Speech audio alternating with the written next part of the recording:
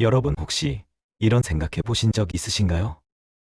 아침에 눈을 뜨자마자 또 하루를 버텨야 한다는 생각에 한숨부터 나오고 아직 오지도 않은 내일 걱정 때문에 오늘 하루가 무거워진 적은 없으신지요? 건강 걱정, 자식 걱정, 돈 걱정, 사람 걱정까지 돌아보면 걱정은 끝이 없고 마음은 늘 분주하기만 합니다. 그런데 가만히 생각해 보면이 세상에 태어난 사람 중에 죽지 않은 사람은 단 한 명도 없었습니다.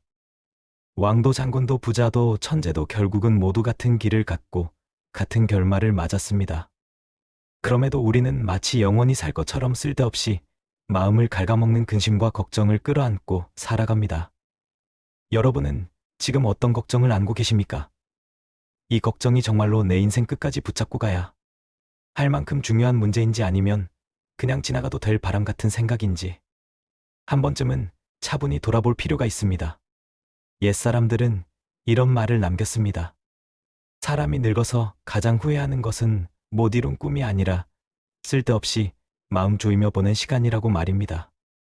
지나고 나면 다 별일 아니었는데 그때는 왜 그렇게 심각했는지 스스로도 이해가 안 된다는 고백이 많았습니다. 실제로 오래 산 어르신들의 이야기를 들어보면 공통적으로 이런 말을 합니다. 조금만 덜 걱정할 걸. 조금만 더 나 자신을 아낄 걸. 남의 시선보다 내 마음을 먼저 챙길 걸. 그렇게 살았더라면 인생이 훨씬 가벼웠을 거라고 말입니다. 여러분, 인생은 길어 보여도 생각보다 짧습니다. 젊을 때는 하루가 더디게 가지만 나이가 들수록 시간은 눈 깜짝할 사이에 흘러갑니다. 그렇게 흘러간 세월 속에서 남는 것은 얼마나 애웠느냐보다 얼마나 편안했느냐입니다. 그래서 오늘 이 영상에서는 어차피 누구나 언젠가는 끝을 맞이하는 인생이라면 괜히 마음 다치지 않고 쓸데없는 걱정에 삶을 낭비하지 않으면서 조금 더 편안하고 단단하게 살아가는 방법에 대해 이야기해 보려 합니다.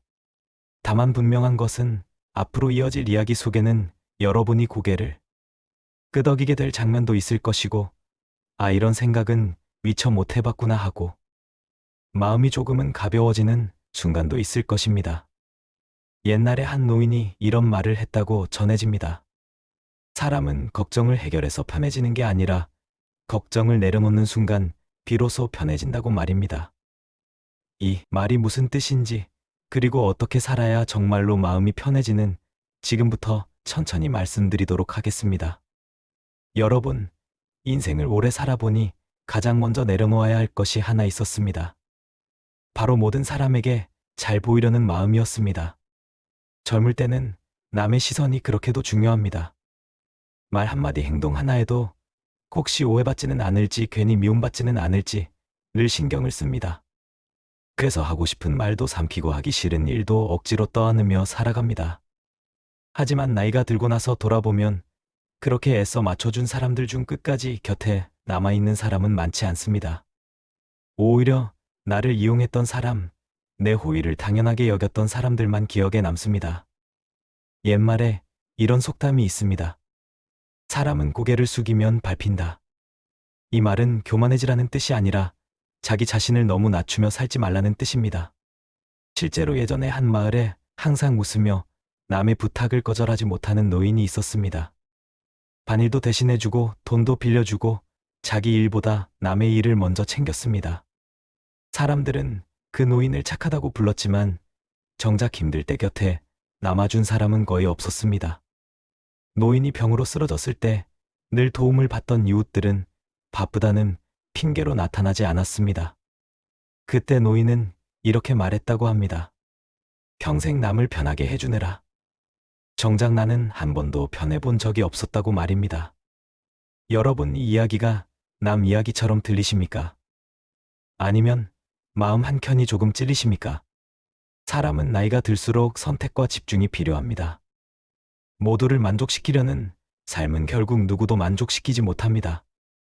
특히 자기 자신을 가장 먼저 잃게 됩니다. 현명했던 옛사람들은 말했습니다.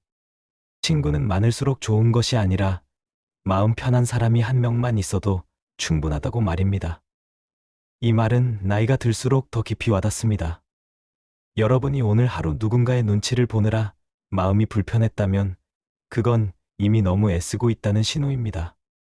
싫은 것은 싫다고 말할 수 있는 용기, 부탁을 거절해도 잠을 편히 잘 수 있는 마음. 이것이야말로 노년에 반드시 지켜야 할 태도입니다. 사람은 결국 혼자 옵니다. 그리고 혼자 떠납니다. 그 사이의 시간만큼은 조금은 이기적으로 살아도 괜찮습니다. 아니, 오히려 그래야 오래 편안합니다.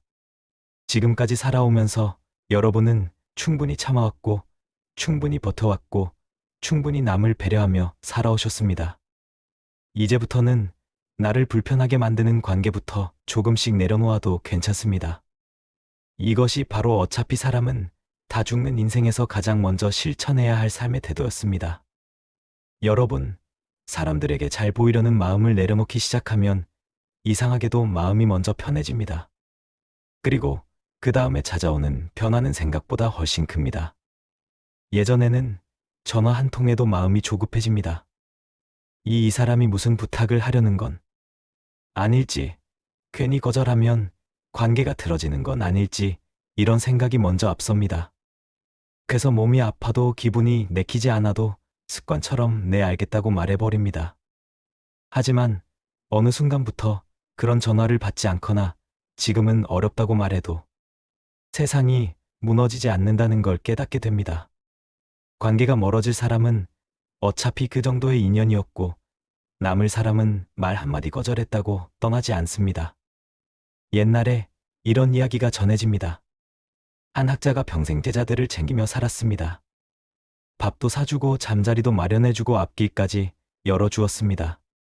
그런데 말년에 병이 들자 그 많은 제자들 중 매일 찾아온 사람은 단 한 명뿐이었다고 합니다.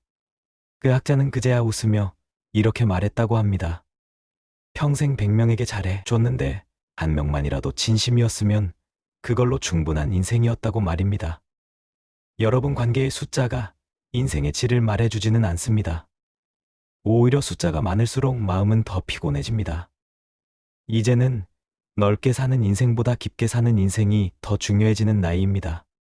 사람을 줄인다는 것은 외로워지자는 말이 아닙니다. 불필요한 감정 소모를 줄이자는 뜻입니다. 쓸데없는 눈치, 끝없는 비교, 괜히 상처받는 말들에서 자기 자신을 지켜내자는 말입니다. 여러분이 어떤 모임에 다녀오고 나서 괜히 마음이 더 무겁고 피곤하다면 그 자리는 이미 여러분에게 맞지 않는 자리입니다. 반대로 말수가 없어도 굳이 애쓰지 않아도 편안한 사람이 있다면 그 사람이 바로 지금 인생에 필요한 사람입니다. 옛사람들은 말했습니다.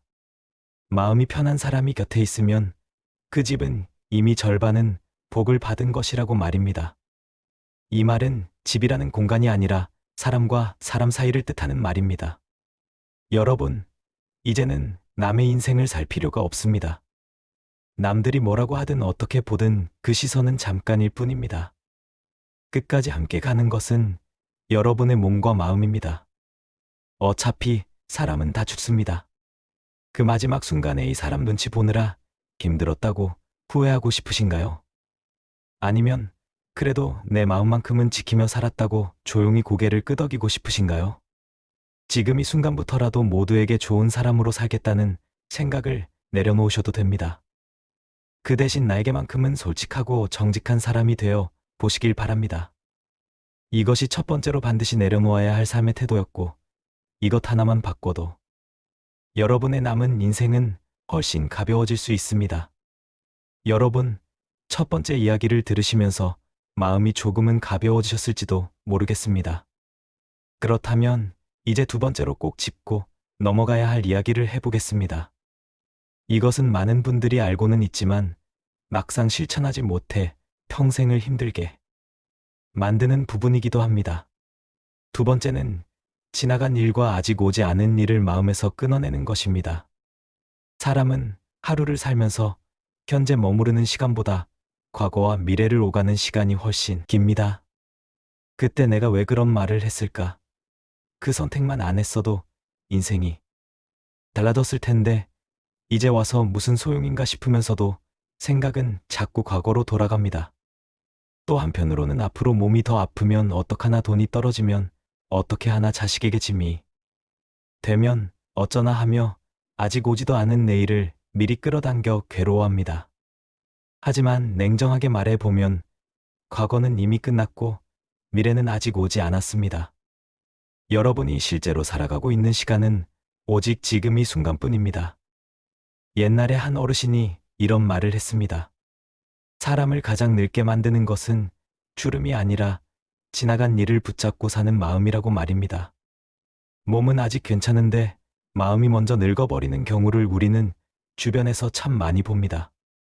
예전에 동네에 평생 장사를 하다 가게를 접은 분이 계셨습니다. 그분은 가게를 접은 뒤에도 매일같이 그 시절 이야기를 했습니다.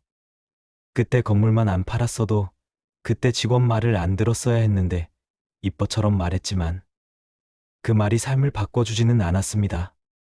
오히려 현재의 하루를 더 초라하게 만들 뿐이었습니다. 반대로 어떤 분은 큰 실패를 겪고도 이렇게 말했습니다.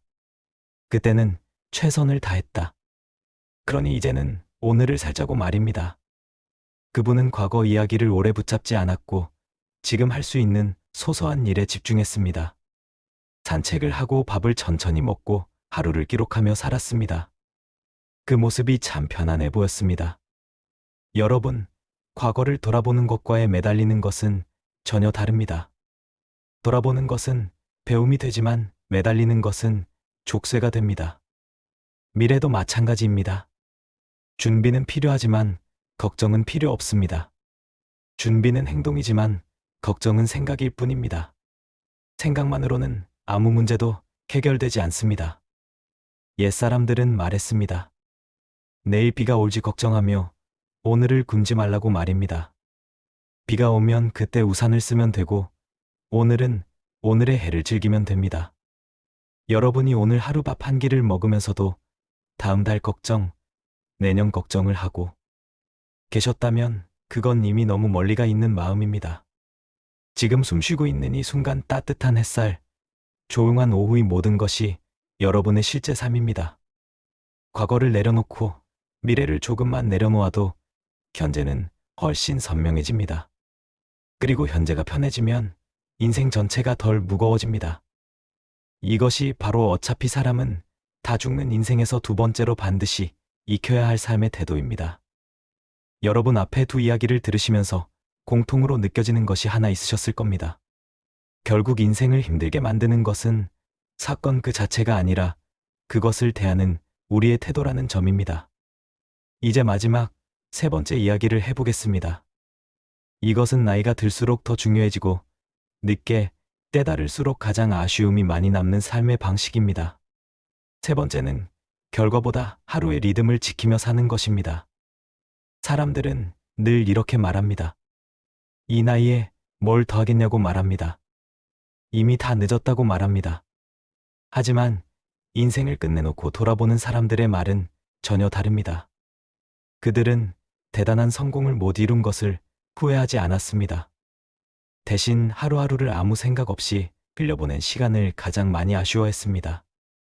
옛날에 이런 이야기가 전해집니다. 두 노인이 있었습니다. 한 사람은 늘 이렇게 말했습니다. 이제 나이도 들었고 몸도 예전 같지 않으니 그냥 쉬다 가자고 말입니다. 다른 한 사람은 큰 목표는 없었지만 매일 같은 시간에 일어나고 같은 시간에 밥을 먹고 같은 길을 걸었습니다. 시간이 지나자 두 사람의 얼굴은 완전히 달라졌습니다. 아무것도 하지 않던 노인은 점점 기운이 빠졌고 하루가 지루해졌습니다. 반면 하루의 리듬을 지키던 노인은 몸이 완벽하지 않아도 표정이 살아 있었습니다. 여러분, 사람은 목적이 아니라 리듬으로 살아갑니다. 큰 꿈이 없어도 괜찮습니다. 대신 하루가 무너지지 않게 붙잡아 줄 작은 틀이 필요합니다. 아침에 일어나면 창문을 열고 하늘을 한번 보는 일, 정해진 시간에 밥을 먹는 일, 가능한 날에는 짧게라도 밖을 걷는 일, 이런 사소한 반복이 사람을 살게 합니다. 많은 분들이 말합니다.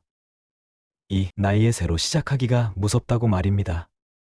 하지만 사실 두려운 것은 시작이 아니라 공백입니다. 아무 일정도 없고 아무 약속도 없는 하루가 계속되면 마음이 먼저 무너집니다. 옛사람들은 말했습니다. 사람은 할 일이 있을 때 늙지 않는다고 말입니다.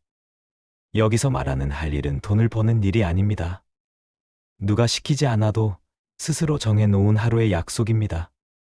여러분이 오늘 하루를 보내고 나서 그래도 오늘은 이 정도면 잘 보냈다고 말할 수 있다면 그 하루는 이미 성공한 하루입니다.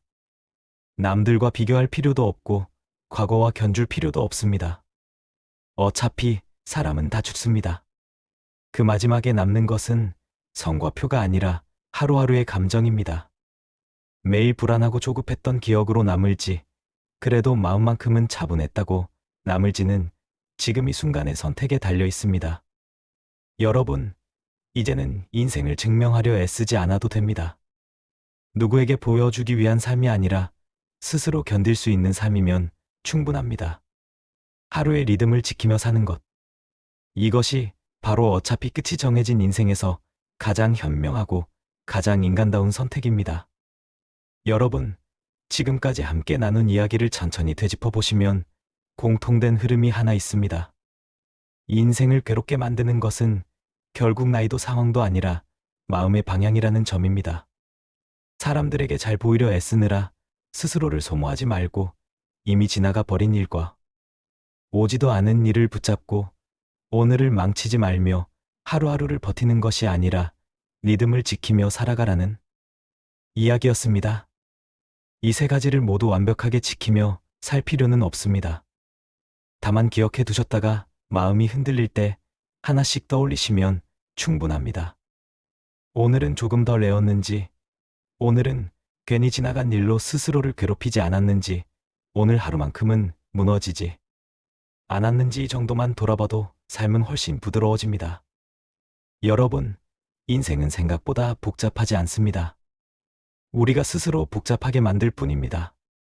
걱정을 내려놓으면 허무해질 것 같지만 막상 내려놓고 나면 허전함보다 편안함이 먼저 찾아옵니다. 많은 어르신들이 마지막에 이런 말을 남깁니다.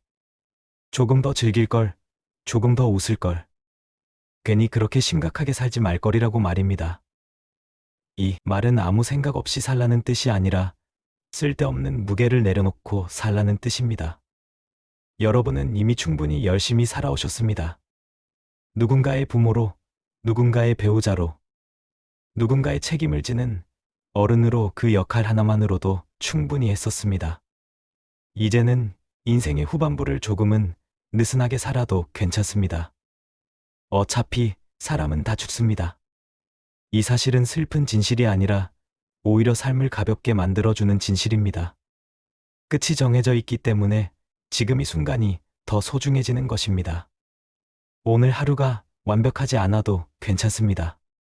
마음이 조금 흔들려도 괜찮습니다. 다만 스스로를 미워하지는 마십시오. 오늘의 나를 인정해주는 것만으로도 내일은 조금 더 편해질 수 있습니다. 여러분, 남은 시간은 줄어들지만 남은 선택은 아직 많습니다. 어떤 마음으로 하루를 시작할지, 어디까지 내려놓을지, 어떤 속도로 살아갈지는 지금 이 순간에도 여러분의 손에 달려 있습니다. 부디 남은 인생만큼은 걱정보다 숨을 고르고 비교보다 자신의 속도를 믿고 후회보다 오늘의 작은 편안함을 선택하시길 바랍니다. 이 이야기가 여러분의 마음 한켠에 오래 남아 어느 날 문득 숨이 막힐 때 조용히 떠올릴 수 있는 말이 되었으면 합니다. 오늘도 여기까지 함께 해주셔서 고맙습니다. 여러분의 하루가 조금 더 가볍고 조금 더 따뜻하기를 진심으로 바랍니다. 딸에게 서운한 마음이 쌓여 있다면 지금 당장 전화하지 마세요. 왜냐하면 지금 그 서운함을 그대로 꺼내시면 딸과 사이에서 딸이 더 힘들어지고 결국 어머니를 더 멀리하게 될 수 있기 때문입니다. 저는 지난 6년간 전국 복지관과 경로당에서 수많은 어르신들을 만나왔습니다. 그 중에서 가장 많이 들은 이야기 중 하나가 바로 이것입니다. 아들보다 딸이 더 가까울 줄 알았는데 결혼하고 나서 오히려 더 멀어졌다는 이야기입니다. 딸이 나쁜 것이 아닙니다. 사위가 나쁜 것도 아닙니다. 그런데 왜 이런 일이 벌어지는 걸까요? 오늘 그 이야기를 들려드리겠습니다. 끝까지 들으시면 딸과의 관계를 되살리는 방법을 찾으실 수 있습니다. 솔직하게 떠올려 보세요. 딸이 결혼하기 전과 후 달라진 것이 있으신가요? 예전에는 무슨 일이 있으면 제일 먼저 엄마한테 전화하던 딸이 이제는 며칠이 지나도 연락 한 통이 없으신가요? 딸과 통화할 때 예전처럼 편하지 않고 어딘가 조심스러운 느낌이 드신 적 있으신가요? 명절에 왔다가도 사위 눈치를 보느라 일찍 가버리는 딸을 보면서 내가 딸을 빼앗긴 것 같은 느낌이 드신 적 없으신가요?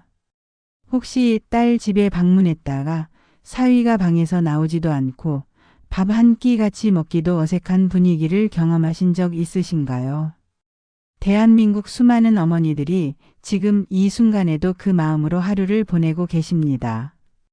딸 하나만 믿고 살았습니다. 아들은 며느리한테 빼앗긴다 해도 딸은 내 편이라고 생각했습니다.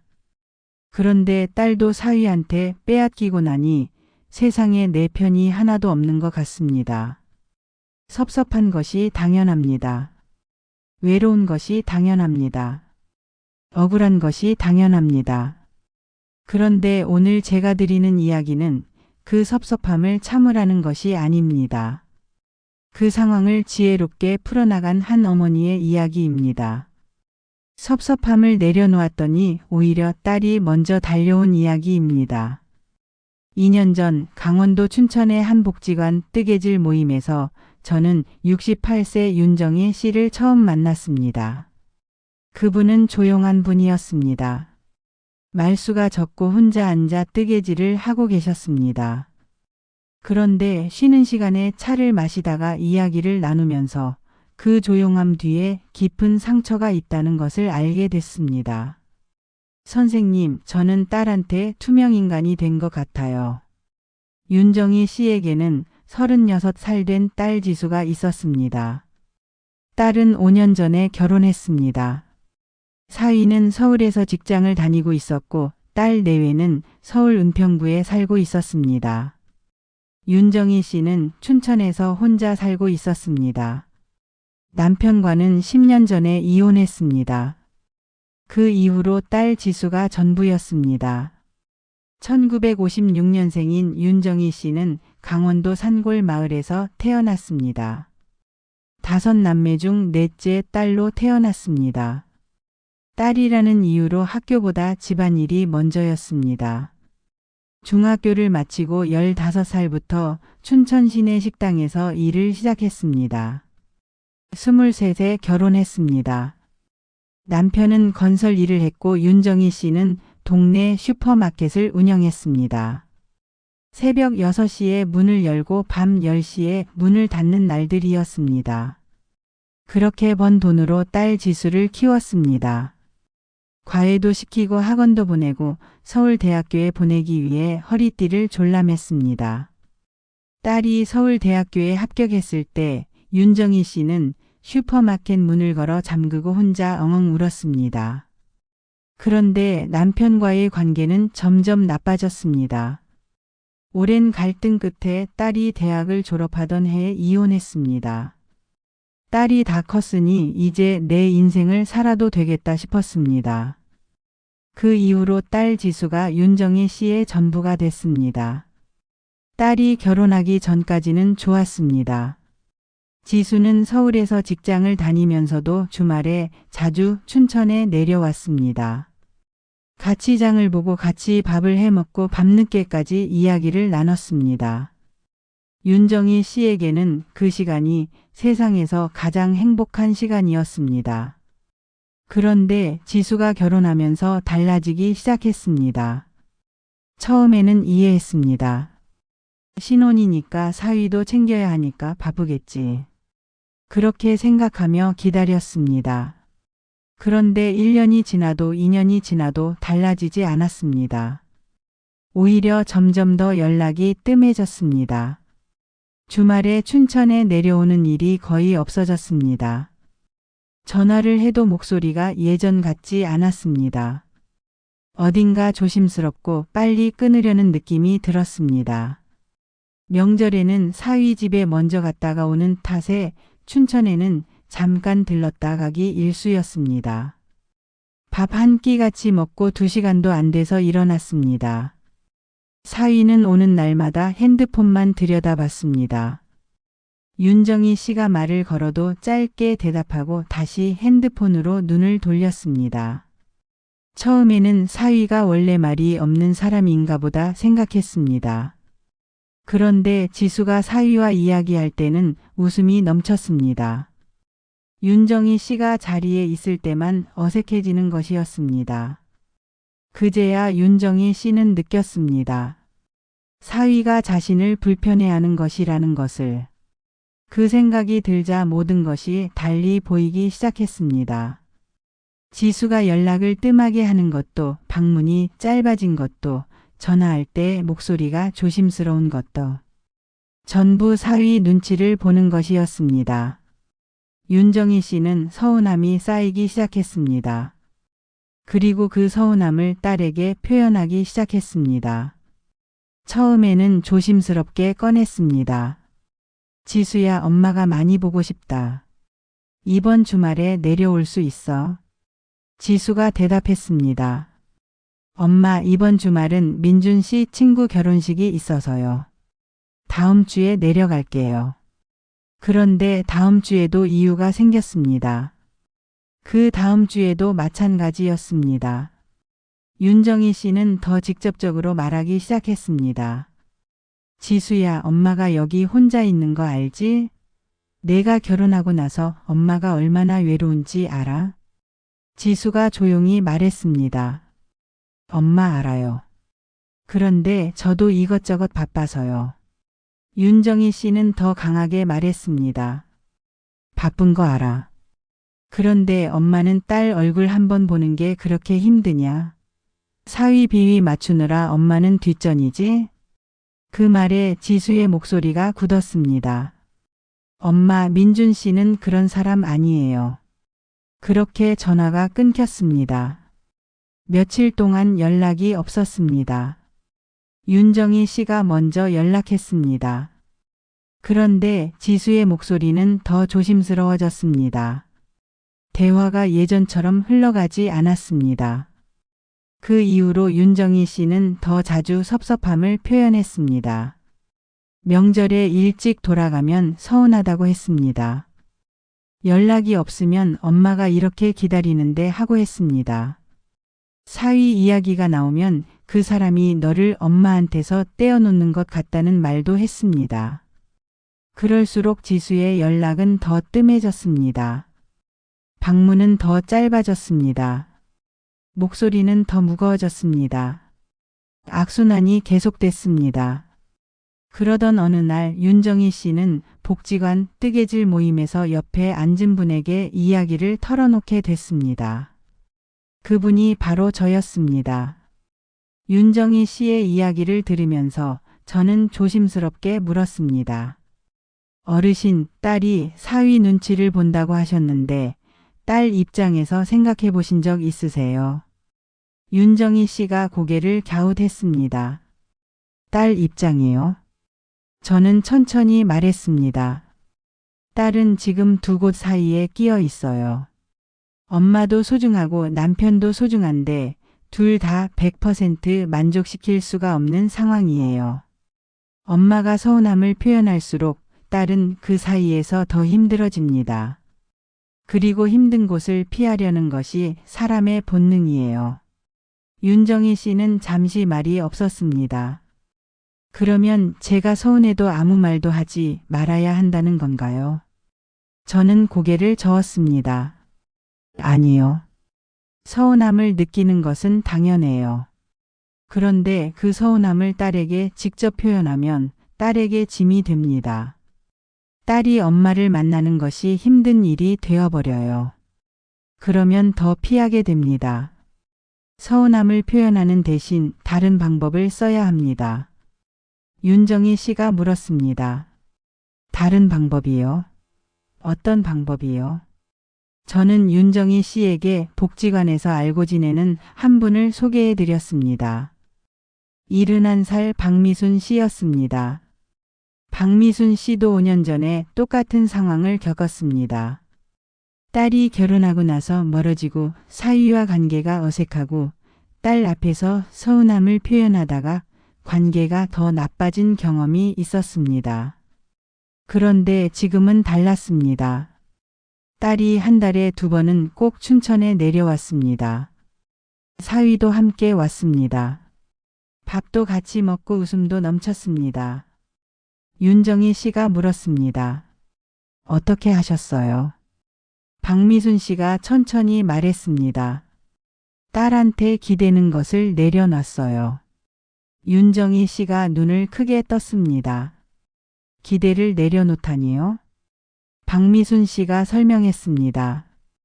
딸이 와줬으면 하는 마음, 연락해줬으면 하는 마음, 사위가 나를 좋아해줬으면 하는 마음.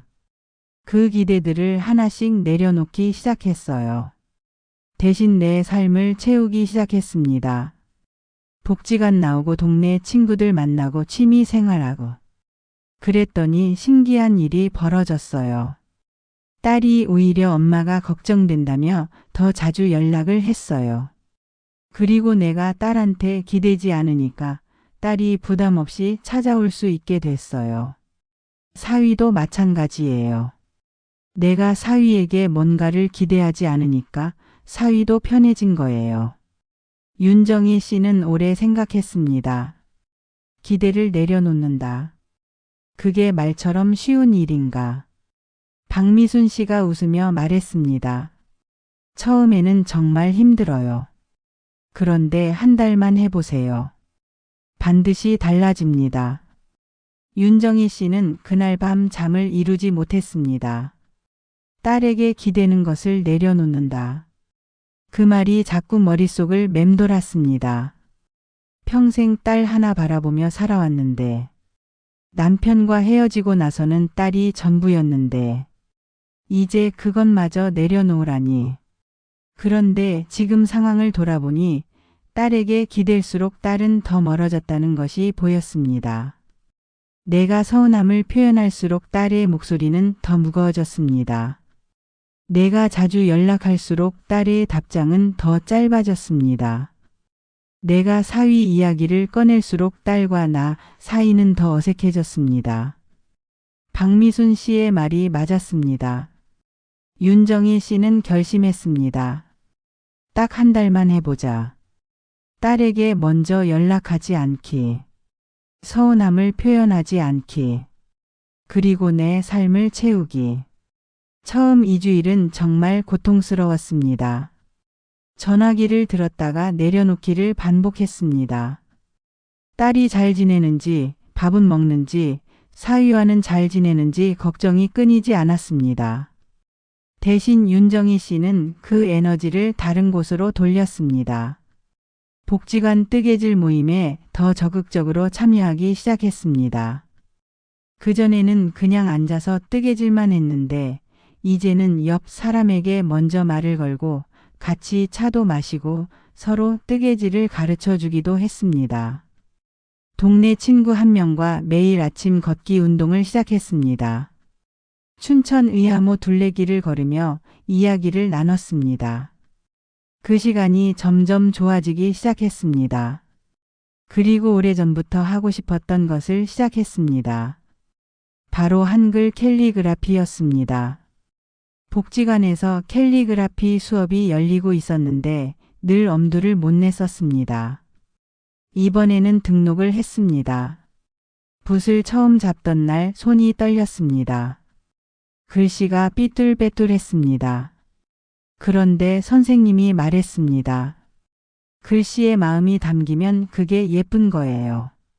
그 말이 마음에 닿았습니다. 한 달이 지났습니다. 딸에게서 연락이 없었습니다. 윤정희 씨도 연락하지 않았습니다. 힘들었습니다. 그래도 참았습니다. 대신 캘리그라피 실력이 조금씩 늘었습니다. 첫 작품을 완성했습니다. 좋은 날이 온다는 뜻의 문구를 예쁜 글씨로 썼습니다. 복지관 선생님이 벽에 붙여도 되겠다고 칭찬해 줬습니다. 걷기 운동을 함께 하는 친구가 생겼습니다. 그 친구와 이야기하는 시간이 길어졌습니다. 딸 이야기를 털어놓으면 친구도 비슷한 이야기를 했습니다. 서로 웃고 서로 위로했습니다. 딸 생각이 사라진 것은 아니었습니다.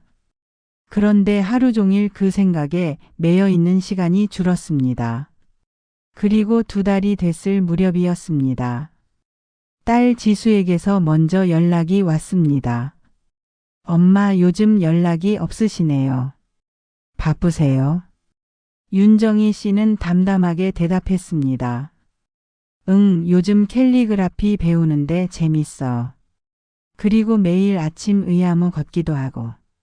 전화기 너머로 잠시 침묵이 흘렀습니다. 그러더니 지수가 말했습니다. 엄마가 캘리그라피를요? 완전 멋있다. 작품 사진 보내줘요. 윤정희 씨는 전화를 끊고 한참 동안 가만히 있었습니다. 눈물이 흘렀습니다. 그렇게도 기다리던 그 목소리가 기다리지 않으니까 왔습니다. 그 이후로 달라지기 시작했습니다. 윤정희 씨는 캘리그라피 작품 사진을 딸에게 보내줬습니다. 지수가 너무 예쁘다며 카톡 프로필에 올렸습니다. 며칠 뒤 지수가 이번 주말에 내려가도 되냐고 물었습니다. 민준 씨도 같이요. 그 주말 딸과 사위가 춘천에 왔습니다. 윤정희 씨는 그날 달리 행동했습니다. 사위한테 기대하지 않기로 했습니다. 말 걸지 않아도 서운해하지 않기로 했습니다. 그냥 편하게 있도록 내버려 두기로 했습니다. 그런데 신기한 일이 벌어졌습니다. 점심을 먹다가 사위가 먼저 말을 걸었습니다. 어머니 캘리그라피 직접 쓰신 거예요. 진짜 잘 쓰셨는데요. 윤정희 씨가 웃으며 대답했습니다. 이제 막 배우는 거라 아직 멀었어요. 사위가 말했습니다. 저도 글씨가 너무 못생겨서 부러워요. 어머니한테 배울 수 있어요. 그 순간 윤정희 씨는 5년 만에 처음으로 사위와 편하게 웃었습니다. 그날 저녁 딸이 윤정희 씨에게 조용히 말했습니다. 엄마 오늘 엄마가 달라진 것 같아요. 더 여유 있어 보이고 표정도 밝아요. 윤정희 씨는 그 말에 아무 대답도 하지 않았습니다. 그냥 미소를 지었습니다. 지금 윤정희 씨는 달라졌습니다. 복지관 캘리그라피 수업에서 지금은 초급반이 아닌 중급반에 올라갔습니다. 작은 전시회에 작품을 2점 출품할 예정입니다. 매일 아침 의아모를 걷습니다. 함께 걷는 친구가 2명으로 늘었습니다. 딸 지수는 한 달에 한 번은 꼭 춘천에 내려옵니다. 사위도 함께 오는 날이 많아졌습니다. 세 식구가 같이 의아모를 걷기도 합니다. 사위가 먼저 어머니 안부를 물어보는 날도 생겼습니다. 윤정희 씨는 요즘 종종 이런 생각을 합니다. 딸한테 기댈수록 딸이 멀어졌구나. 내가 내 삶을 살기 시작하자 딸이 오히려 다가왔구나. 그리고 신기하게도 사위와의 관계도 달라졌구나. 왜 이런 일이 벌어지는 걸까요? 딸과 사위 사이에서 벌어지는 관계의 원리를 하나씩 풀어드리겠습니다. 첫 번째입니다. 딸은 지금 2 가정 사이에 끼어 있습니다. 결혼한 딸은 친정가족과 시가가족, 그리고 남편 사이에서 균형을 잡아야 합니다. 그 균형이 무너지면 딸은 극심한 스트레스를 받습니다. 엄마가 서운함을 표현하면 딸은 엄마 편을 들어야 할 것 같은 압박을 받습니다. 그런데 남편 앞에서 엄마 편을 들면 남편과의 관계가 나빠집니다. 그 상황이 반복되면 딸은 엄마를 만나는 것 자체가 두려워집니다. 엄마를 만나면 또 힘든 상황이 생길 것 같아서요. 그래서 딸이 멀어지는 것은 엄마가 싫어서가 아닙니다. 힘든 상황을 피하려는 것입니다. 2 번째입니다. 사위는 강요받는 것을 싫어합니다. 많은 어머니들이 사위에게 뭔가를 기대합니다. 인사를 잘 해줬으면, 먼저 말을 걸어줬으면, 자주 찾아와 줬으면. 그런데 그 기대가 사위에게 전달되면 사위는 압박을 느낍니다. 사람은 압박을 받으면 본능적으로 거리를 둡니다.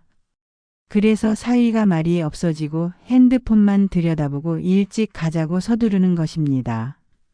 반대로 기대하지 않으면 어떻게 될까요? 사위는 편안함을 느낍니다. 편안하면 자연스럽게 마음이 열립니다. 윤정희 씨에게 사위가 먼저 말을 건 것이 바로 그 원리입니다. 세 번째입니다. 어머니가 행복해야 딸이 편하게 찾아올 수 있습니다. 어머니가 외롭고 서럽고 힘들면 딸은 죄책감을 느낍니다. 그 죄책감이 무거워지면 딸은 어머니를 피하게 됩니다. 어머니를 만날 때마다 죄책감이 커지기 때문입니다. 반대로 어머니가 활기차고 즐겁게 지내면 딸은 안심합니다. 부담 없이 찾아올 수 있습니다. 오히려 활기찬 엄마가 보고 싶어집니다. 자랑스럽기도 합니다. 윤정희 씨가 캘리그라피를 하고 친구들과 걷기를 한다는 소식이 딸 지수에게 어떻게 들렸을지 생각해 보세요. 엄마가 잘 지내고 있구나. 엄마에게 내 삶이 생겼구나. 그 안도감이 딸을 춘천으로 불러들인 것입니다. 네 번째입니다. 관계는 내가 바뀔 때 달라집니다. 우리는 보통 관계가 나빠지면 상대방을 바꾸려 합니다.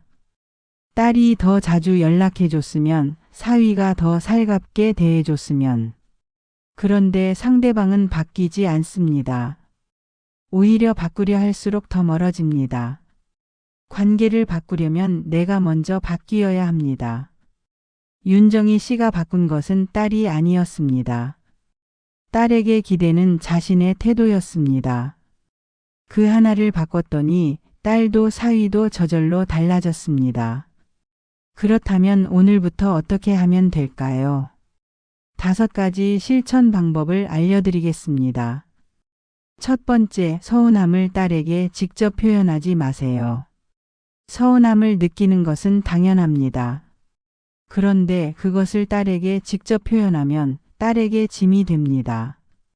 대신 그 서운함을 일기에 쓰거나 친한 친구에게 털어놓거나 복지관 선생님과 이야기해 보세요. 딸 이외의 감정 출구를 만드는 것이 중요합니다. 두 번째, 딸에게 연락할 때 기대를 빼세요. 언제 와? 왜 연락이 없어? 이런 말 대신 엄마 요즘 이런 거 하고 있어. 재밌어. 이렇게 내 이야기를 들려주세요. 딸이 엄마에게 연락하는 것이 즐거운 경험이 되어야 합니다. 세 번째, 사위에게 아무것도 기대하지 마세요. 인사를 잘하든 못하든 말이 많든 적든 기대하지 않으면 편안해집니다. 사위가 편안해지면 자연스럽게 마음을 열기 시작합니다. 기대를 내려놓는 것이 오히려 사위의 마음을 여는 가장 빠른 길입니다. 네 번째, 내 삶의 이야기를 만드세요. 취미 활동이든 걷기 운동이든 친구 모임이든 딸에게 들려줄 나만의 이야기를 만드세요. 그 이야기가 딸에게 엄마를 새롭게 보이게 만들고 사위에게도 대화의 소재가 됩니다. 5번째, 딸이 찾아왔을 때 분위기를 가볍게 만드세요. 오랜만에 왔다고 서운함을 표현하지 마세요. 사위에게 관심 받으려 하지 마세요. 그냥 맛있는 것을 준비하고 편하게 쉬다 가도록 해주세요. 딸 집에 오는 것이 편하고 좋은 기억으로 쌓여야 더 자주 오고 싶어집니다. 오늘 이야기를 정리해 드리겠습니다. 첫째, 딸이 멀어지는 것은 엄마가 싫어서가 아니라 힘든 상황을 피하려는 것입니다. 둘째, 서운함을 표현할수록 딸은 더 멀어집니다. 서운함의 출구를 딸 이외에서 찾아야 합니다. 셋째, 사위에게 기대하지 않으면 사위가 오히려 마음을 엽니다. 넷째, 어머니가 행복하게 살면 딸이 부담 없이 찾아올 수 있습니다. 5째, 관계는 상대방이 아닌 내가 바뀔 때 달라집니다. 이 5가지는 68세 윤정혜 씨가 몸소 증명한 이야기입니다. 여러분, 딸을 사위에게 빼앗긴 것 같은 느낌이 드실 때 그 마음이 얼마나 외롭고 서러운지 압니다. 평생 딸 하나 키워왔는데 결혼하고 나서 멀어진다는 것이 얼마나 가슴 아픈 일인지 압니다. 그런데 그 아픔을 딸에게 표현하면 딸은 더 멀어집니다. 딸이 나쁜 것이 아닙니다. 힘든 상황을 피하려는 것입니다. 윤정희 씨가 선택한 길은 달랐습니다. 기대를 내려놓고 자신의 삶을 채웠습니다. 그랬더니 딸이 먼저 연락을 했습니다. 사위가 먼저 말을 걸었습니다. 우리 세대는 평생 남을 위해 살아왔습니다. 자식을 위해, 가정을 위해 모든 것을 바쳤습니다.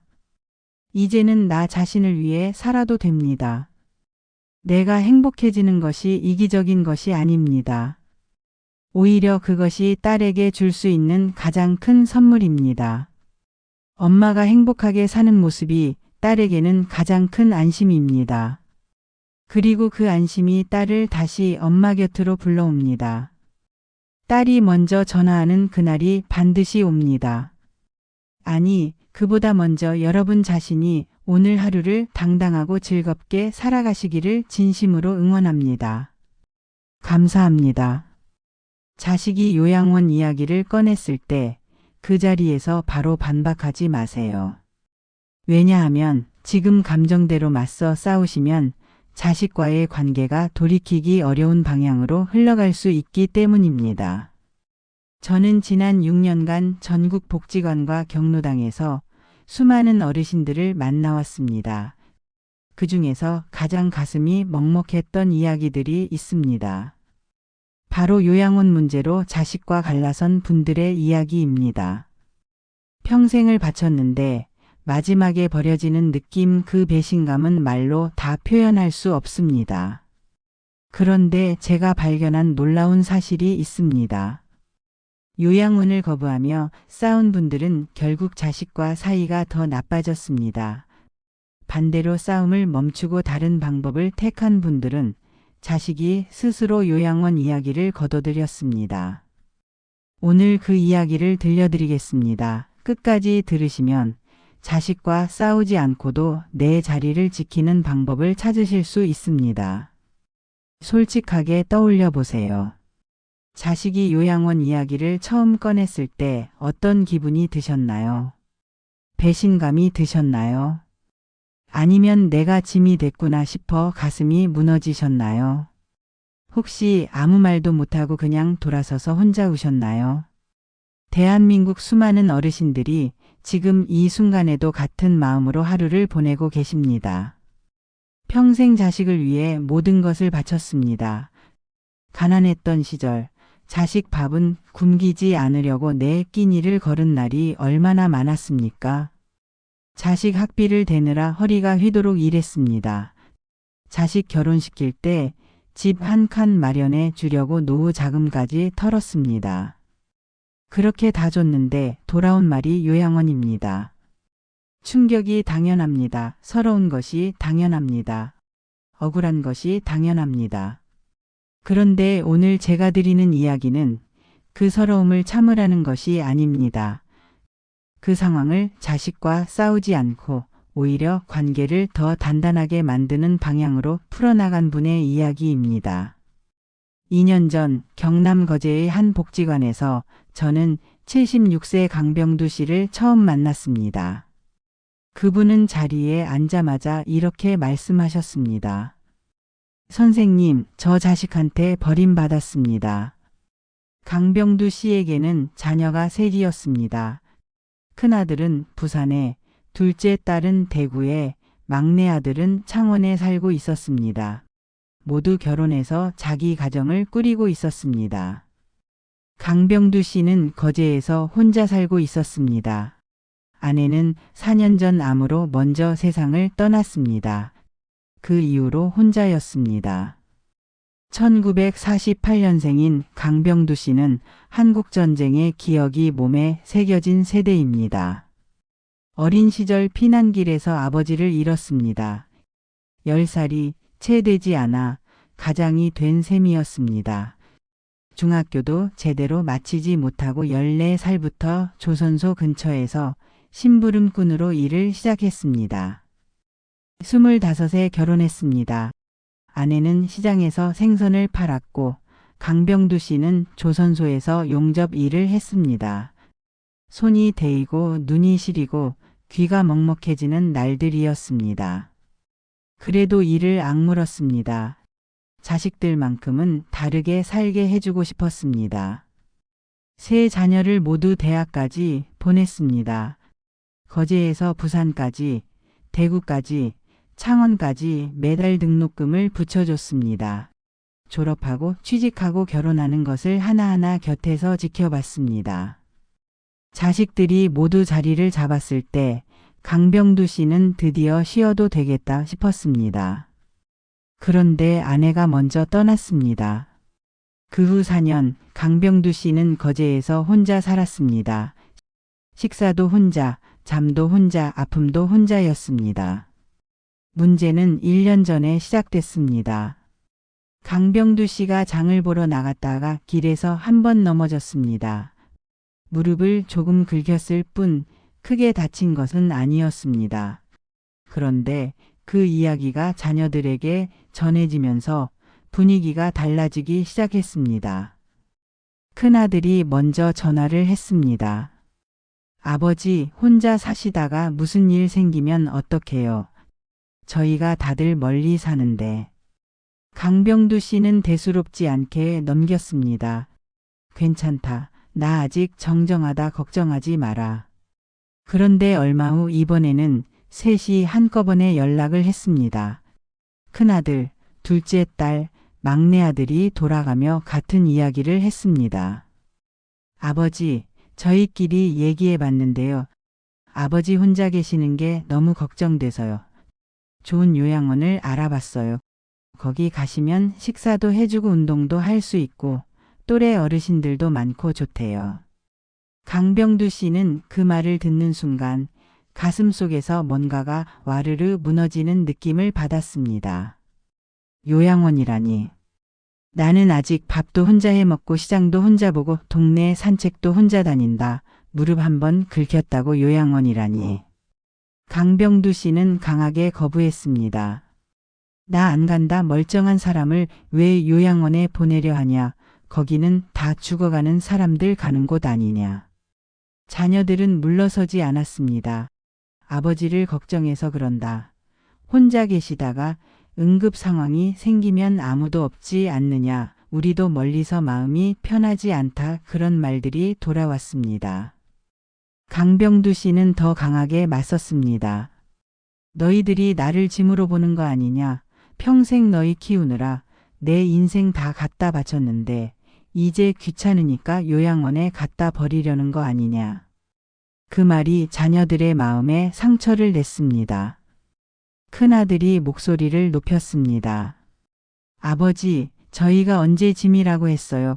걱정이 되니까 그러는 거잖아요. 왜 이렇게 극단적으로 받아들이세요. 그렇게 전화가 끊겼습니다. 그 이후로 자녀들의 연락이 뚝 끊어졌습니다.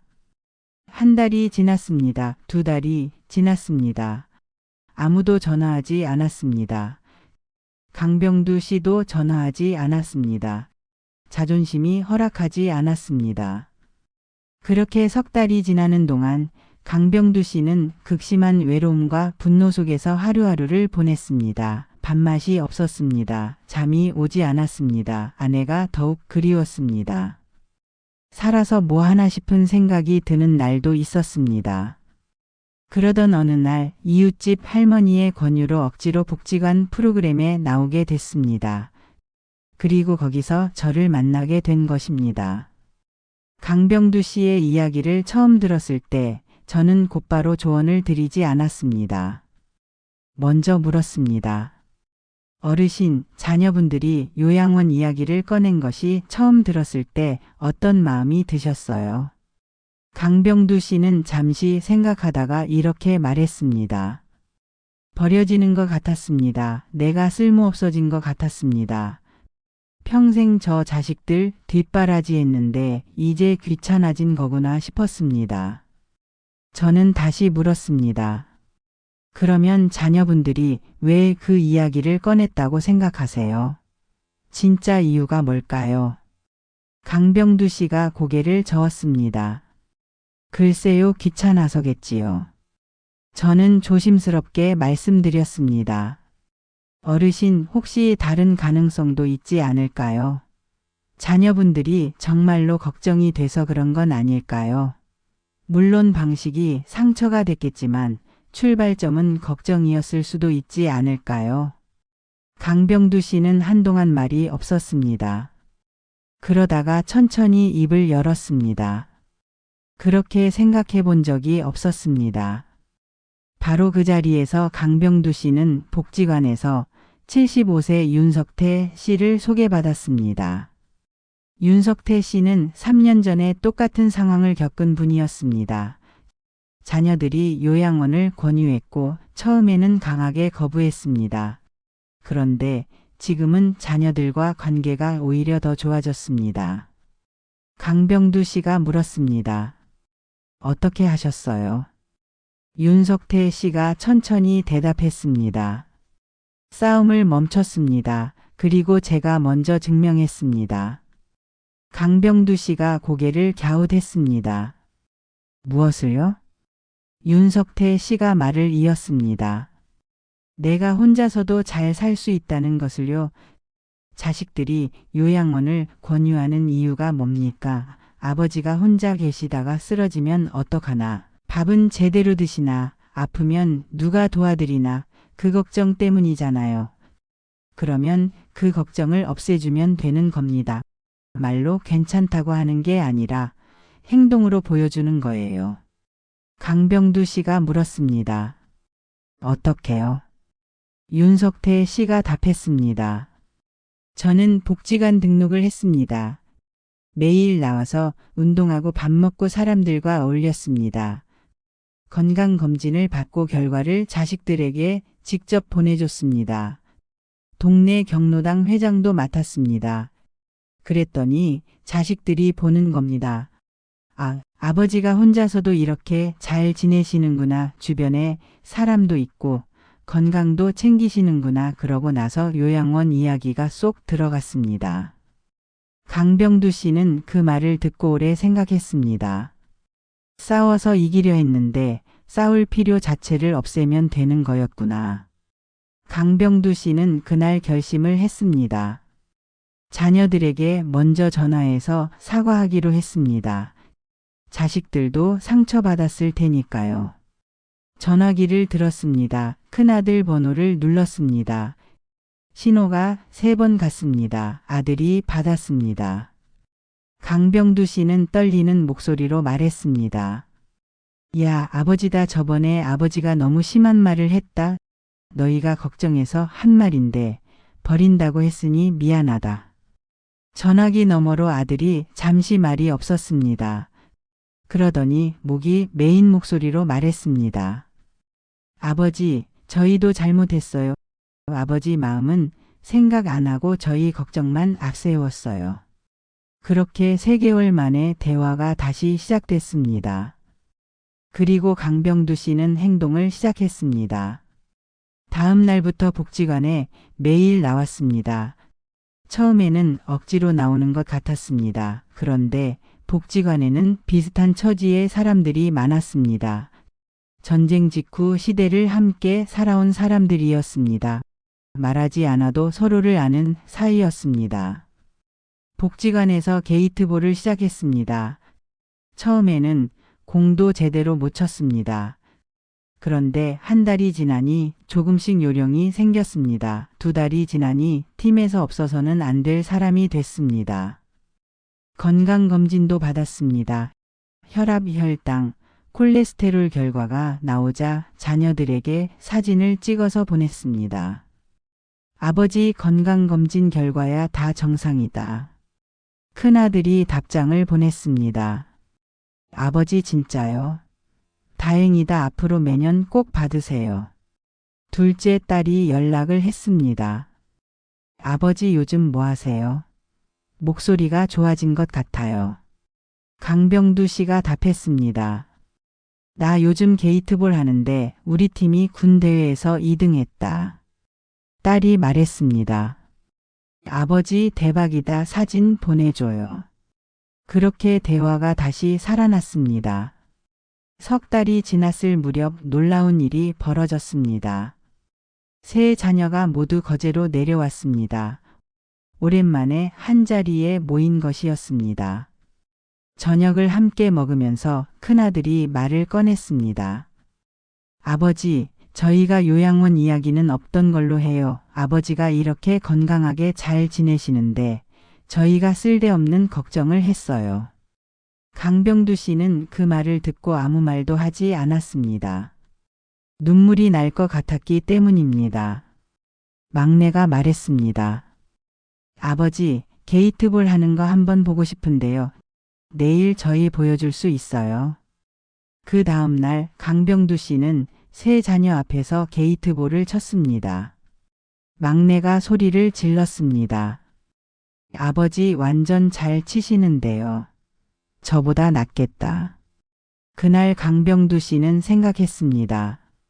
싸웠으면 이 날이 오지 않았겠구나.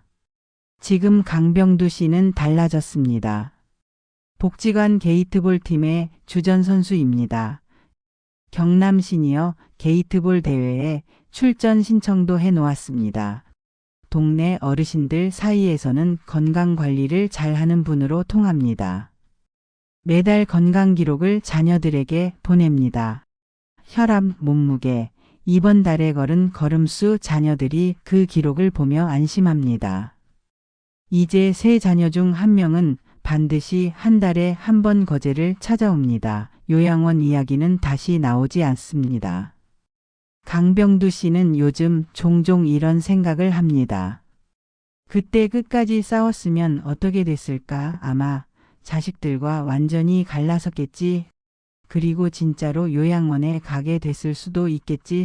싸움을 멈추고 내 자신을 증명했더니 오히려 내 자리가 더 단단해졌다. 왜 이런 일이 벌어지는 걸까요? 자녀들이 요양원을 권유하는 진짜 이유부터 이해해야 합니다. 많은 부모님들이 요양원 제안을 버리려는 것으로 받아들입니다. 그런데 대부분의 경우 자녀들의 출발점은 걱정입니다. 혼자 계시다가 쓰러지면 어떡하나, 밥은 제대로 드시나, 아프면 누가 곁에 있나, 우리가 멀리 살아서 바로 달려가지 못하는데. 그 걱정이 서툰 방식으로 표현된 것이 요양원 제안입니다. 물론 그 말을 들었을 때 상처받는 것은 당연합니다. 그런데 상처받은 마음으로 싸우면 자녀들은 방어적이 됩니다. 방어적이 되면 더 강하게 요양원을 권유하게 됩니다. 그렇게 악순환이 시작됩니다. 반대로 자녀들의 걱정 자체를 없애주면 어떻게 될까요? 자녀들이 안심하면 요양원 이야기는 저절로 사라집니다. 이것이 핵심입니다. 두 번째로 이해해야 할 것이 있습니다. 말로는 설득이 안 됩니다. 행동으로 보여줘야 합니다. 나 아직 괜찮다, 나 건강하다, 이런 말은 자녀들에게 닿지 않습니다. 이미 걱정하는 마음이 앞서 있기 때문입니다. 그런데 건강검진 결과를 보내주면 어떻습니까? 복지관에서 운동하는 사진을 보내주면 어떻습니까? 동네 친구들과 어울리는 모습을 보여주면 어떻습니까? 자녀들의 눈으로 직접 확인할 수 있는 증거가 생깁니다. 그 증거가 쌓이면 걱정이 줄어듭니다. 걱정이 줄어들면 요양원 이야기가 사라집니다. 강병두 씨가 경험한 것이 바로 이것입니다. 세 번째로 중요한 것이 있습니다. 고립이 가장 큰 위험입니다. 자녀들이 요양원을 걱정하는 가장 큰 이유는 혼자 계신다는 것입니다. 아프거나 넘어졌을 때 아무도 없다는 것입니다. 그 고립을 스스로 깨면 됩니다. 복지관, 경로당, 종교 모임, 운동 모임, 취미 모임 어떤 형태든 좋습니다. 정기적으로 나가는 곳이 생기고 아는 사람이 생기고 내 안부를 확인해 주는 이웃이 생기면 자녀들의 걱정이 줄어듭니다. 아버지가 어제 복지관에 안 나오셨어요. 무슨 일 있으세요? 라고 물어봐 주는 사람이 주변에 있다는 것을 자녀들이 알게 되면 혼자 쓰러져도 아무도 모른다는 최악의 시나리오가 사라집니다. 이것이 자녀들의 요양원 걱정을 근본적으로 해결하는 방법입니다. 네 번째로 중요한 것입니다. 자녀와의 대화 방식을 바꿔야 합니다.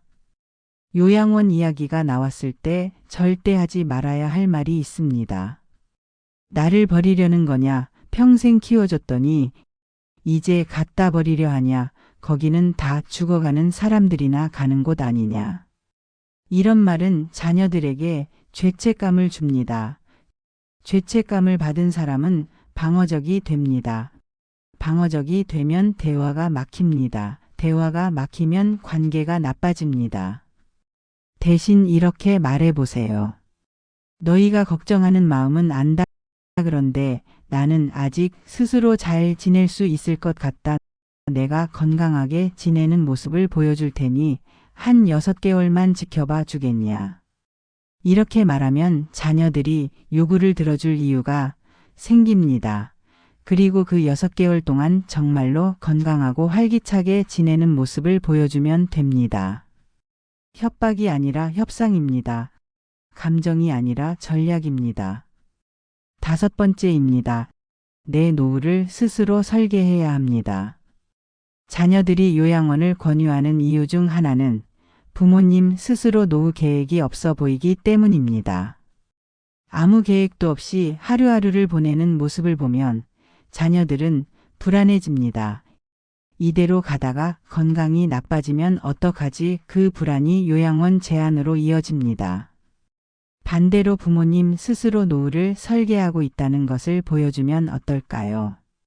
나는 복지관에서 운동도 하고 건강검진도 정기적으로 받고 동네 친구들도 있고 이웃과도 잘 지낸다. 혹시 모를 상황을 대비해서 응급 연락 앱도 설치했다. 이렇게 말할 수 있다면 자녀들의 걱정이 줄어듭니다. 내 노후를 내가 챙기고 있다는 모습이 자녀들에게는 가장 큰 안심입니다. 오늘부터 바로 실천할 수 있는 5가지 방법을 정리해 드리겠습니다. 첫 번째, 싸움을 멈추고 자녀의 걱정을 인정하세요.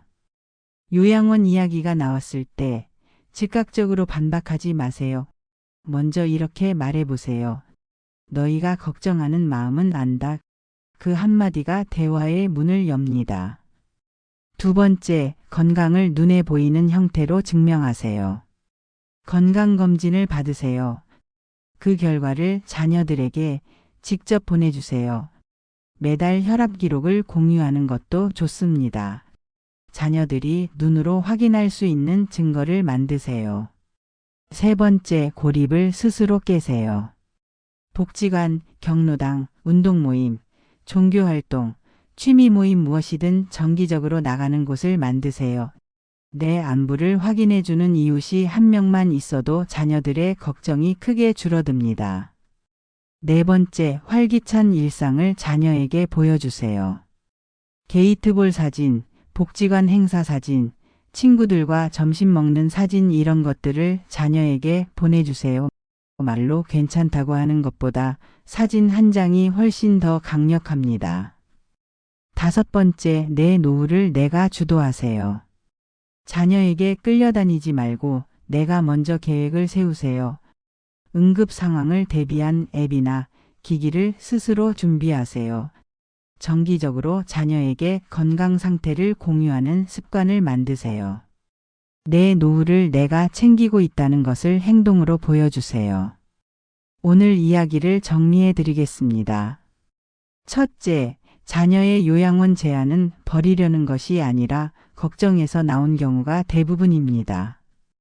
둘째, 싸워서 이기려 하면 관계만 나빠집니다. 걱정을 없애주면 제한이 사라집니다. 셋째, 말이 아니라 행동으로 건강과 활기를 증명해야 합니다. 넷째, 고립을 스스로 깨고 주변에 사람을 만들어야 합니다. 다섯째, 내 노후를 내가 주도하는 모습을 보여주면 자녀들이 스스로 물러섭니다. 이 5가지는 76세 강병두 씨가 몸소 증명한 이야기입니다.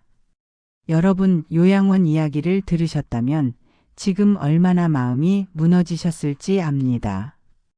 평생을 바쳐 키운 자식에게서 그런 말을 들었을 때의 충격과 배신감, 그것은 정말 당연한 감정입니다. 그런데 그 감정대로 싸우면 지게 됩니다. 자식도 잃고 내 자리도 잃을 수 있습니다. 강병두 씨가 선택한 길은 달랐습니다.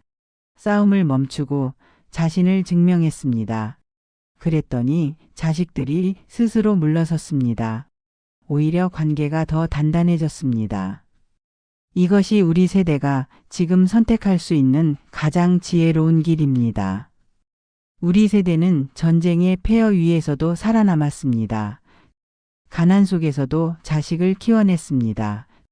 그 강인함이 지금도 우리 안에 있습니다. 싸움이 아니라 지혜로, 감정이 아니라 행동으로 지금 이 상황을 바꾸실 수 있습니다. 내 자리를 지키세요. 그리고 그 자리를 스스로 증명하세요. 자식이 요양원 이야기를 거두고 오히려 더 자주 찾아오는 그날이 반드시 옵니다. 아니, 그보다 먼저 여러분 자신이 하루하루를 당당하게 살아가시기를 진심으로 응원합니다.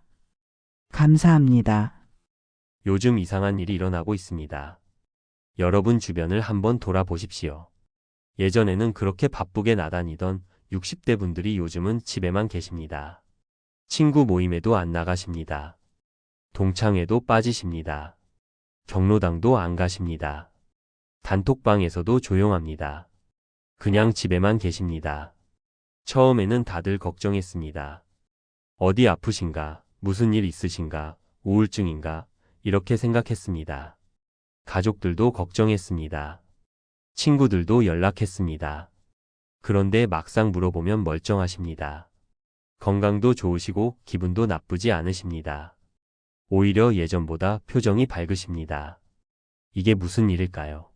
알고 보니 이분들은 아픈 게 아니었습니다. 외로운 것도 아니었습니다. 오히려 더 건강해지셨고 더 편안해지셨습니다.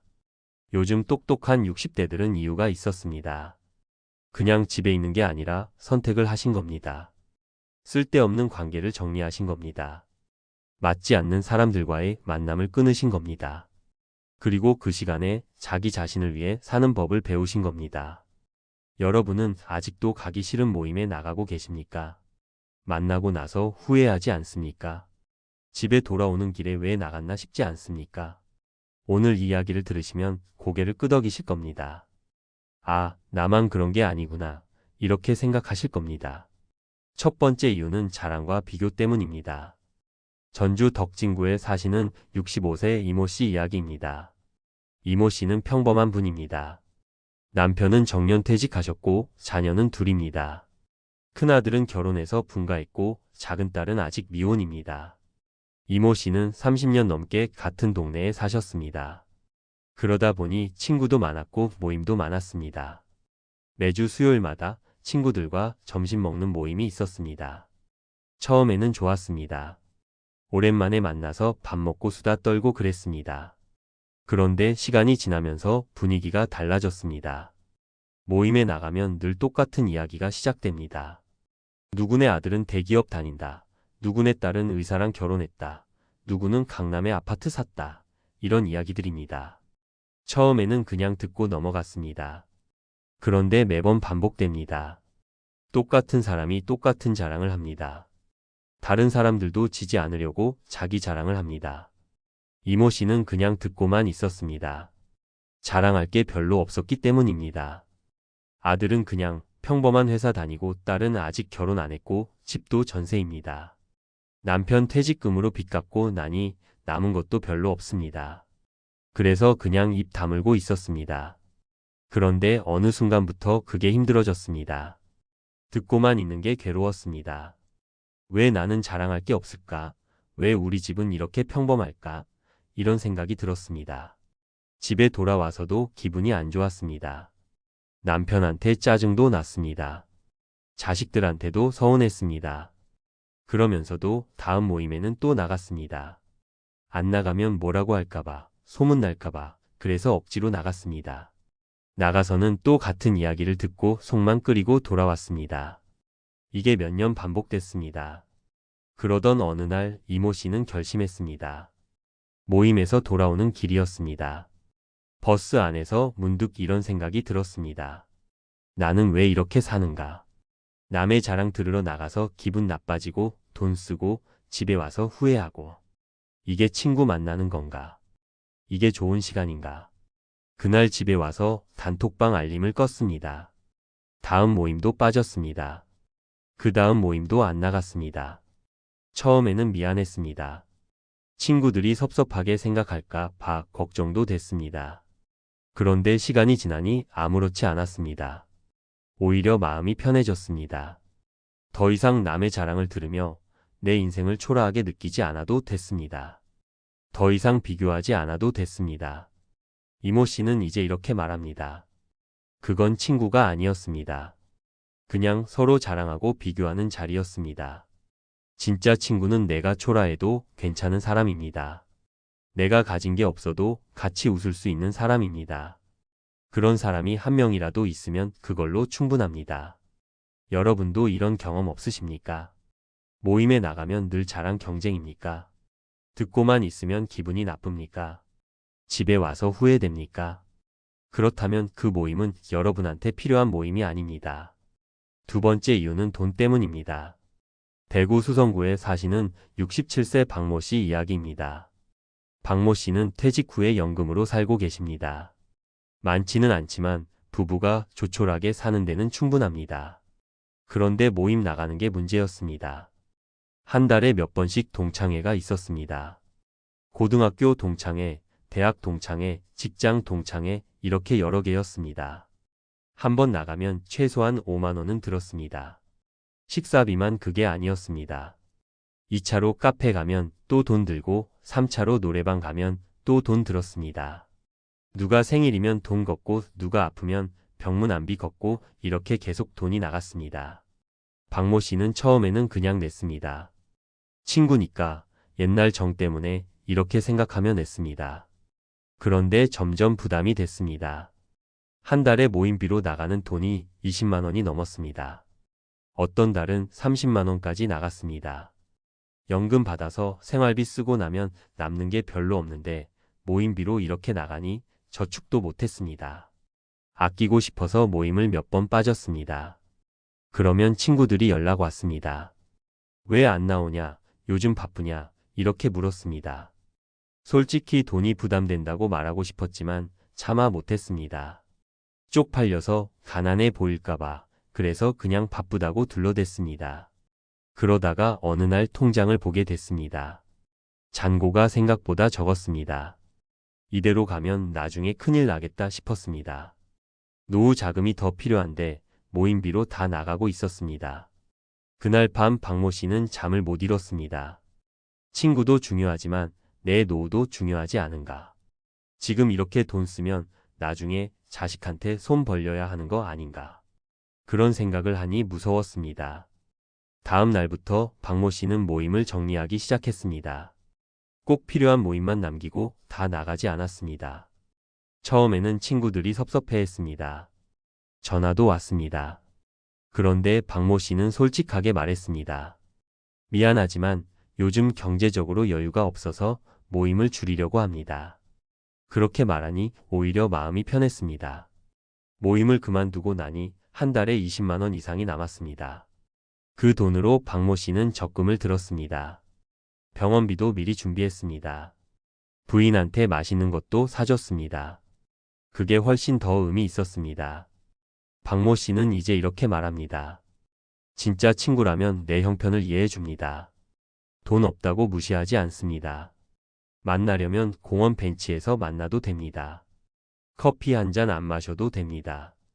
그냥 앉아서 이야기만 해도 좋은 게 친구입니다. 돈 들여야만 만날 수 있는 사이라면 그건 친구가 아닙니다. 여러분은 어떻습니까? 모임비가 부담되지 않습니까? 억지로 돈 내고 계시지 않습니까? 그 돈이면 여러분 자신을 위해 쓸 수 있지 않습니까? 세 번째 이유는 험담과 뒤대기 때문입니다. 인천 남동구에 사시는 63세 최모 씨 이야기입니다. 최모 씨는 같은 아파트 단지에 사는 분들과 친하게 지냈습니다. 일주일에 2번씩 만나서 차 마시고 수다 떨고 그랬습니다. 같은 동네 사니까 이야기할 것도 많았습니다. 처음에는 그냥 일상적인 이야기였습니다. 요즘 뭐하고 사는지, 자식들은 어떤지, 날씨가 어떤지 이런 이야기들이었습니다. 그런데 점점 분위기가 달라졌습니다. 누가 없으면 그 사람 이야기를 했습니다. 누구네 집은 돈이 없대, 누구네 아들은 백수래, 누구는 남편이랑 사이가 안 좋대 이런 이야기들이었습니다. 최모 씨는 처음에는 그냥 듣고만 있었습니다. 끼어들지도 않고 그냥 들었습니다. 그런데 어느 날 깨달았습니다. 내가 없을 때는 나 이야기를 하겠구나. 내 뒷담화도 하겠구나. 이렇게 생각하니 기분이 나빴습니다. 그리고 실제로 그런 일이 있었습니다. 우연히 다른 분한테 들었습니다. 최모 씨가 없을 때 최모 씨 이야기를 했다는 겁니다. 딸이 아직 결혼 안 했다고, 남편이 돈을 별로 못 번다고 그런 이야기를 했다는 겁니다. 최모 씨는 충격을 받았습니다. 같이 차 마시고 웃던 사람들이 뒤에서는 그런 이야기를 했다니. 믿었던 사람들이 그랬다니.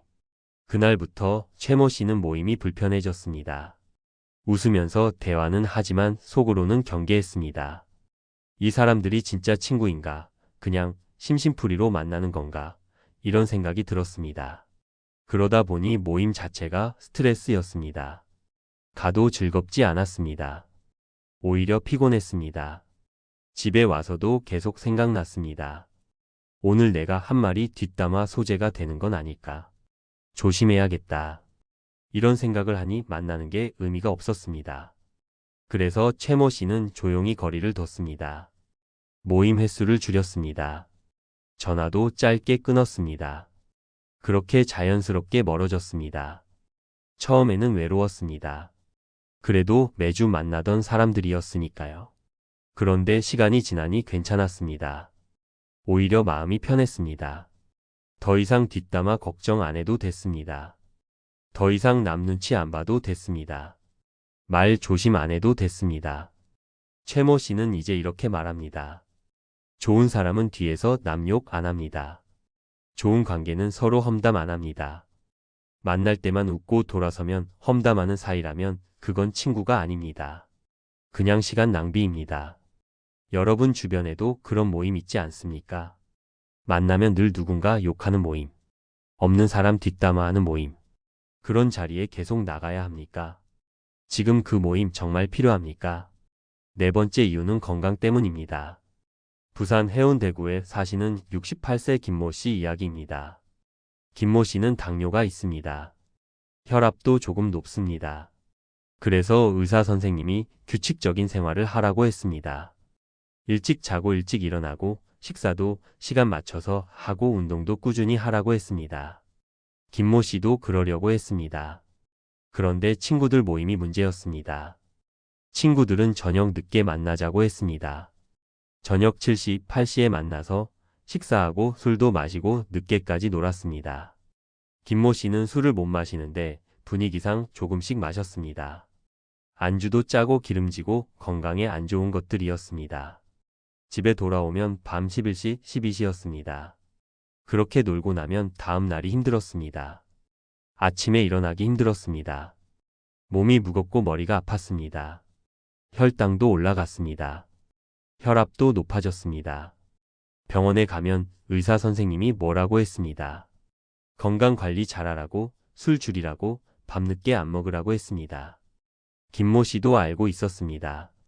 그런데 친구들 만나면 또 그렇게 됐습니다. 거절을 못했습니다. 친구들이 서운해할까봐, 재미없는 사람으로 보일까봐, 그래서 억지로 나갔습니다. 나가서는 또 몸 망치고 왔습니다. 그러던 어느 날 김모 씨는 쓰러졌습니다. 친구들과 만나서 술 마시고 집에 오는 길에 어지러워서 쓰러졌습니다. 다행히 크게 다치지는 않았습니다. 병원에 가서 검사를 했습니다. 의사 선생님이 심각하게 말했습니다. 이러시면 안 됩니다. 건강이 더 나빠지면 큰일 납니다. 지금부터라도 제대로 관리하셔야 합니다. 그 말을 듣고 김모 씨는 정신이 번쩍 들었습니다. 이러다 진짜 큰일 나겠구나. 친구 만나려고 내 건강 망치는 게 맞나? 내가 죽으면 친구들이 책임져 주나? 그런 생각이 들었습니다. 병원에서 나오는 길에 김모 씨는 결심했습니다. 이제는 내 건강이 우선이다. 친구보다 내 몸이 먼저다. 그날부터 김모 씨는 저녁 모임을 다 거절했습니다.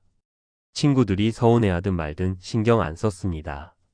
대신 낮에 가볍게 산책하면서 만나자고 했습니다. 술 마시는 자리는 안 나갔습니다. 늦은 저녁 식사도 안 했습니다. 그렇게 몇 달을 보냈습니다. 건강이 좋아졌습니다. 혈당도 안정됐습니다. 혈압도 정상으로 돌아왔습니다. 아침에 일어나는 게 한결 가벼웠습니다. 몸이 편하니 마음도 편했습니다. 김모 씨는 이제 이렇게 말합니다. 건강 잃으면 끝입니다. 친구 잃어도 살 수 있지만 건강 잃으면 못 삽니다. 내 몸은 내가 지켜야 합니다. 친구 때문에 건강 망치는 건 바보 같은 짓입니다. 여러분은 어떻습니까? 친구 만나느라 건강 망치고 있지 않습니까? 무리하게 나가고 계시지 않습니까? 내일 몸이 아파도 오늘 그 모임에 꼭 나가야 합니까? 5번째 이유는 혼자가 더 편하고 자유롭기 때문입니다. 수원 팔달구에 사시는 66세 정모 씨 이야기입니다. 정모 씨는 평생 사람들과 어울려 살았습니다. 직장 다닐 때도 회식 많이 했고 퇴직 후에도 모임 열심히 나갔습니다. 사람 만나는 게 좋았습니다. 그게 인생의 재미였습니다. 그런데 어느 순간부터 피곤해졌습니다. 사람 만나면 신경 쓸 게 너무 많았습니다. 옷도 신경 써야 하고 말도 조심해야 하고 표정도 관리해야 했습니다. 기분 안 좋아도 웃어야 했습니다. 하기 싫은 이야기도 들어줘야 했습니다. 가고 싶지 않은 곳도 따라가야 했습니다. 그게 다 스트레스였습니다. 어느 날 정모 씨는 아팠습니다. 감기 걸려서 모임을 못 나갔습니다. 집에서 혼자 쉬었습니다. 그런데 그게 너무 편했습니다. 아무 신경 안 써도 됐습니다. 누구 눈치도 안 봐도 됐습니다. 보고 싶은 것 보고 먹고 싶은 것 먹고 자고 싶을 때 잤습니다. 아무도 간섭하지 않았습니다. 아무한테도 설명 안 해도 됐습니다. 정모 씨는 깨달았습니다. 아, 이게 진짜 편한 거구나. 이게 자유구나. 그동안 내가 얼마나 불편하게 살았나. 감기가 나았지만 정모 씨는 모임에 바로 안 나갔습니다. 조금 더 혼자 있고 싶었습니다. 한 주를 더 쉬었습니다. 그 다음 주도 쉬었습니다. 그렇게 한 달을 혼자 보냈습니다. 친구들이 연락 왔습니다. 언제 나오냐고 괜찮으냐고 물었습니다. 정모 씨는 솔직하게 말했습니다. 요즘은 혼자 있는 게 더 편해서 당분간 나가지 않으려고 합니다. 친구들은 이상하게 생각했습니다. 무슨 일 있냐고 우울한 거 아니냐고 물었습니다. 정모 씨는 웃으며 대답했습니다. 아무 일 없습니다. 그냥 혼자 있는 게 좋습니다. 친구들은 이해를 못했습니다. 그래도 정모 씨는 신경 안 썼습니다. 이제는 남이 뭐라고 하든 상관없었습니다. 정모 씨는 혼자만의 시간을 즐겼습니다. 아침에 일어나서 커피 한 잔 마시고 산책했습니다. 도서관 가서 책도 읽었습니다. 유튜브로 좋아하는 영상도 봤습니다. 낮잠도 실컷 잤습니다. 저녁에는 좋아하는 드라마 봤습니다. 그렇게 몇 달을 보냈습니다. 외롭지 않았습니다. 오히려 행복했습니다. 정모 씨는 이제 이렇게 말합니다. 편한 게 제일 좋은 겁니다. 나이 들면 편하게 사는 게 최고입니다. 굳이 불편한 관계 유지할 필요 없습니다. 혼자 있는 게 외로운 게 아닙니다. 불편한 사람들과 있는 게 더 외로운 겁니다. 나는 지금 누구보다 자유롭고 행복합니다. 여러분은 어떻습니까? 혼자 있는 게 불안하십니까? 사람 만나야 한다는 강박이 있으십니까? 한번 생각해 보십시오. 정말 그 사람들과 만나는 게 즐거우십니까? 아니면 그냥 습관적으로 만나는 겁니까? 지금까지 5가지 이유를 말씀드렸습니다. 자랑과 비교 때문에, 돈 때문에, 험담과 뒤재기 때문에, 건강 때문에, 혼자가 더 편하기 때문에. 요즘 똑똑한 60대들은 이런 이유로 관계를 정리하고 있습니다. 겉으로 보면 외로워 보입니다. 집에만 있으니까 문제 있어 보입니다. 그런데 실제로는 전혀 그렇지 않습니다. 오히려 더 건강하고 더 행복합니다. 스트레스가 줄었습니다. 돈도 아낍니다.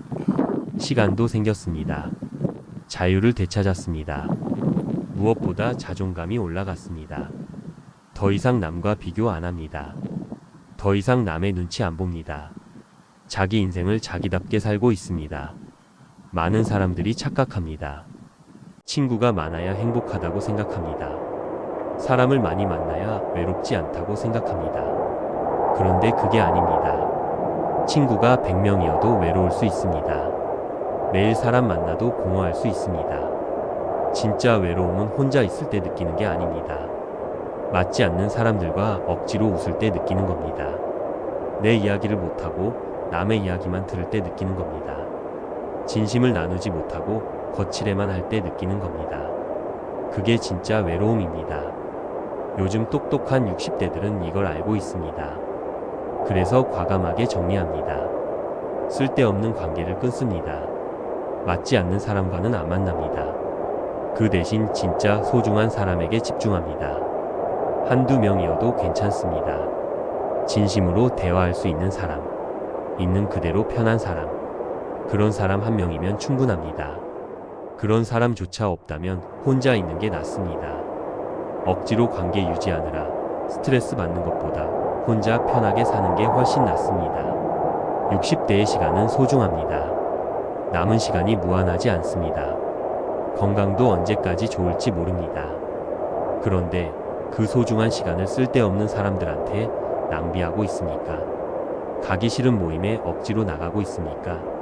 듣기 싫은 이야기를 참고 듣고 있습니까? 하기 싫은 일을 하고 있습니까? 그게 정말 의미 있습니까? 그게 정말 행복입니까? 한번 생각해 보십시오. 진지하게 생각해 보십시오. 물론 선택은 여러분 몫입니다. 계속 그렇게 사셔도 됩니다. 친구 관계 유지하고 모임 나가고 사람들 만나고 그렇게 사셔도 됩니다. 그게 여러분한테 진짜 좋은 거라면 계속 하십시오. 그런데 만약 힘들다면, 만약 불편하다면, 만약 억지로 하고 있다면 이제는 멈추셔도 됩니다. 그만두셔도 됩니다. 정리하셔도 됩니다. 아무도 뭐라고 하지 않습니다. 여러분 인생입니다. 여러분이 선택하는 겁니다. 요즘 똑똑한 60대들은 자기 인생을 자기가 선택합니다. 남의 눈치 보지 않습니다. 남의 기준에 맞추지 않습니다. 자기가 편한 방식으로 삽니다. 자기가 행복한 방식으로 삽니다. 그게 똑똑한 겁니다. 그게 현명한 겁니다. 그게 자기 인생을 제대로 사는 겁니다. 여러분도 그렇게 사시면 됩니다. 누가 뭐라고 하든 신경 쓰지 마십시오. 이기적이라고 하든 외롭다고 하든 문제 있다고 하든 그냥 무시하십시오. 여러분은 여러분답게 사시면 됩니다. 마지막으로 질문 하나 드리겠습니다. 여러분은 앞으로 누구와 시간을 쓰시겠습니까? 진짜 소중한 사람과 쓰시겠습니까? 아니면 그냥 습관적으로 만나던 사람들과 계속 쓰시겠습니까? 여러분 남은 인생은 누구 눈치 보며 살겠습니까? 남을 위해 사시겠습니까? 아니면 여러분 자신을 위해 사시겠습니까?